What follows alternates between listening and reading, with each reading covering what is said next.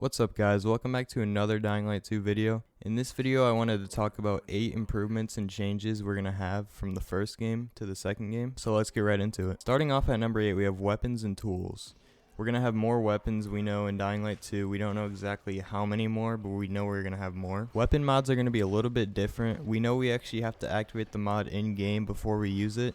If you don't activate it, the effect on the mod will not work, and you will just be hitting with your regular melee weapon. As far as the tools go, the grappling hook is going to be making a return, and the new glider is something you can use to glide off of buildings to lower buildings, or possibly even to the ground depending on how much stamina you have. This category has potential to have a lot more, we just don't know of that yet, so that's all it's going to be in there for now. Number 7, ray tracing. Ray tracing deals with reflections and shadows to give you a better graphical experience. Over the last couple of weeks, Techland has talked about ray tracing implementation to the new game. They really seem to be making a big deal out of it and want it to be known. We know ray tracing is coming on the next generation consoles and is already on PC for certain graphics cards. If you don't know what ray tracing is, I'll have some pictures on screen. I made an entirely different video on this if you want to watch it. For number 6 we have dark zones, and depending on your preferences this could be higher up for your list. The dark zones are dangerous areas that are going to have hordes of zombies and that are almost completely pitch black. So far we know that these areas are going to have high tier loot,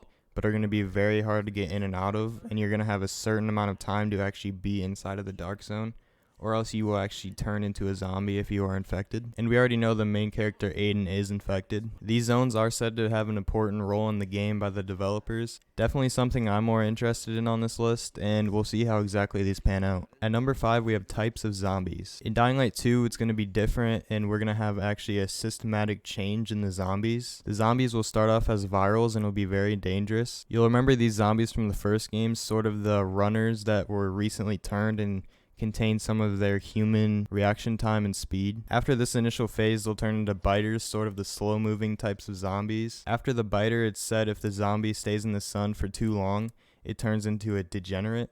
This is a very weak type of zombie with flesh visually falling off. As far as volatiles go, the developers have said that they are a different strand and that they evolve separately from the other zombies. If you don't remember, these are the most dangerous zombies that come out at night, and you pretty much are guaranteed to die in Dying Light 2 if you try to fight them. Number 4, map size. Techland has confirmed that Dying Light 2 will be 4 times the size of the slums combined with Old Town. The map is going to be a lot bigger in this game with much more to explore. Number 4 and number 3 sort of go hand in hand. Coming in at number 3 we have different districts. There will be 7 different districts in the game. These districts will be fully accessible from the beginning of the game. As far as the differences in these districts, there's going to be different environments, different parkour elements, different gameplay, different stories within these districts. As far as different stories, that actually leads us into number 2, which would be the factions, which actually cause the different stories because of the many different factions that are going to be in the game. The 2 main faction groups we know of are the Peacekeepers and Scavengers. These are going to be the 2 factions that could very well be throughout all 7 districts. Techland also described wildcard factions, which are described as smaller factions within only a limited area. We know of one of these factions, the Untainted. One of the scenarios Techland actually described was a fight over an abandoned swimming pool. This was between the Peacekeepers, Scavengers, and Untainted.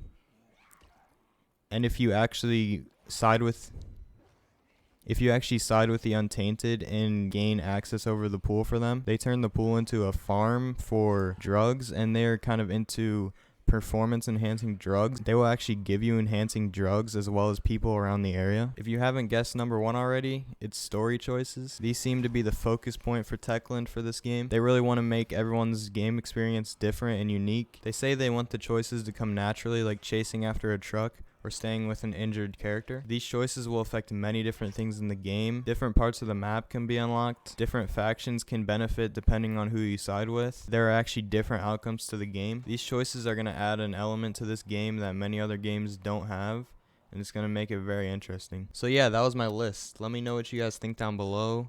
I did only include 8 because I couldn't think of 2 more very important things we know of so far.